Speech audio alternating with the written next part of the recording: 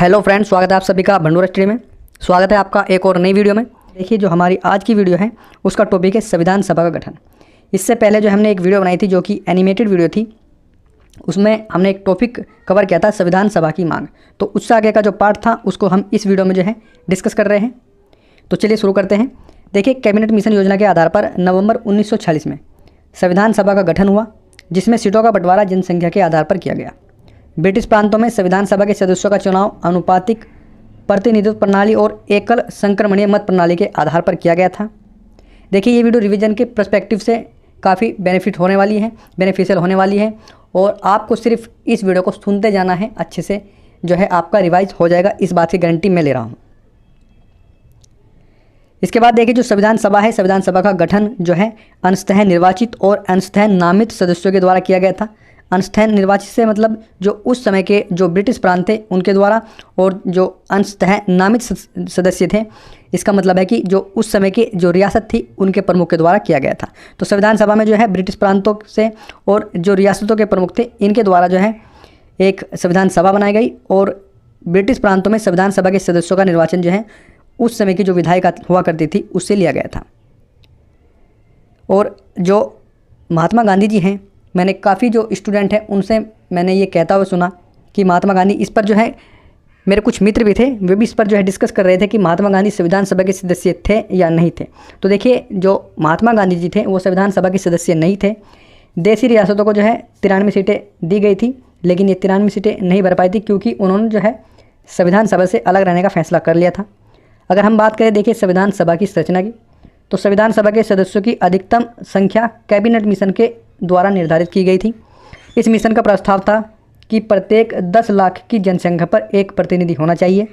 इस आधार पर संविधान सभा में कुल 318 जो सीटें थी वो निर्धारित की गई, जिसमें प्रांतों को 296 सीटें और जो देशी रियासत थी उन्हें 93 सीटें जो है दी गई थी।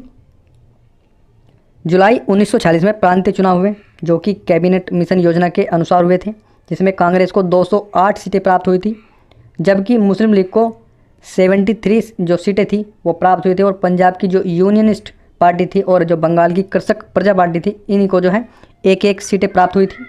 कुल उस समय जो है 10 पार्टियां थी, और उन्हें किस प्रकार से जो सीटें प्राप्त हुई थी, मैं इसकी जो लिस्ट है मैं इस पर लगा दे रहा हूँ। आप वीडियो को पॉज करिएगा और वीडियो को पॉज करके जो है आप देख सकते हैं।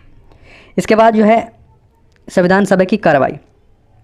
तो देखिए, संविधान सभा की कार्रवाई में 9 दिसंबर 1940 को संविधान सभा की पहली बैठक जो है आयोजित हुई, जिसका कि मुस्लिम लीग ने बहिष्कार कर दिया था।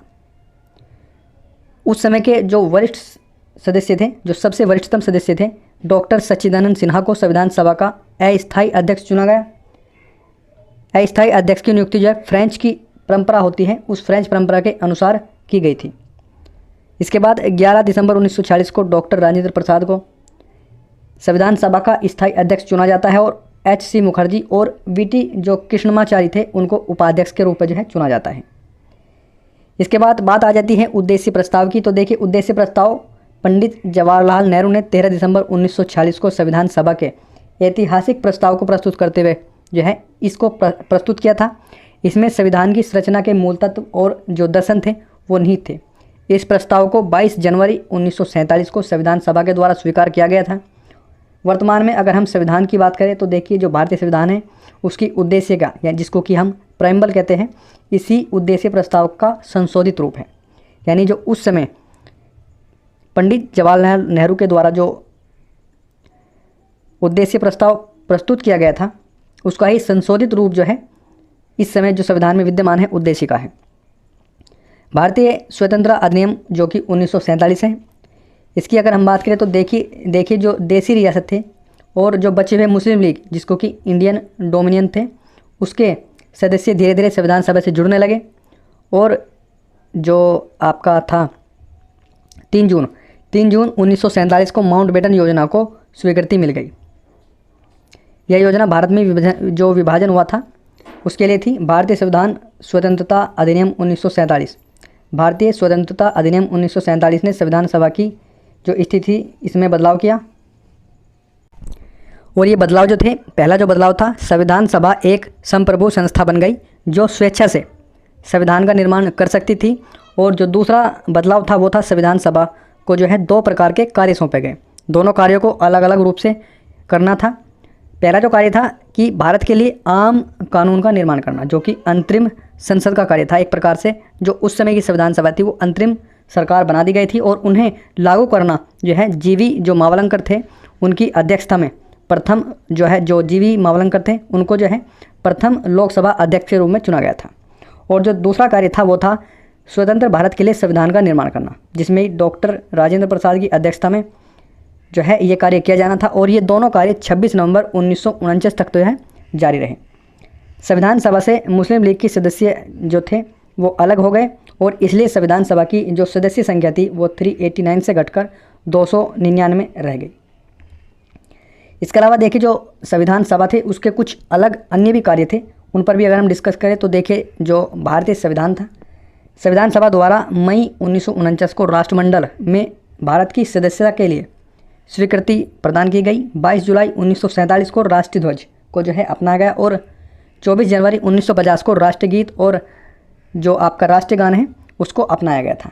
तो आपको ये डेटें याद रखनी है। मैं फिर से जो है आपको बता रहा हूँ कि जो संविधान सभा है उसके द्वारा मई 1949 को राष्ट्रमंडल में भारत की सदस्यता स्वीकार की गई। 22 जुलाई 1947 को भारतीय जो राष्ट्रीय ध्वज है उसको अपनाया गया और उसके ठीक मतलब जनवरी में 24 जनवरी 1950 को राष्ट्रगीत और जो आपका राष्ट्रगान है उसको जो है अपनाया गया, क्योंकि काफ़ी परीक्षाओं में ये पूछी जाती है और डेट में जो है बच्चे कंफ्यूज हो जाते हैं। इसके बाद 24 जनवरी 1950 को डॉक्टर राजेंद्र प्रसाद को भारत के पहले राष्ट्रपति के रूप में भी चुना गया था। तो 24 जनवरी 1950 को आपको 3 कार्य के लिए याद रखनी है। 24 जनवरी 1950 को राष्ट्रगीत और राष्ट्रगान को अपनाया गया और डॉक्टर राजेंद्र प्रसाद को भारत के पहले राष्ट्रपति के रूप में जो है चुना गया था।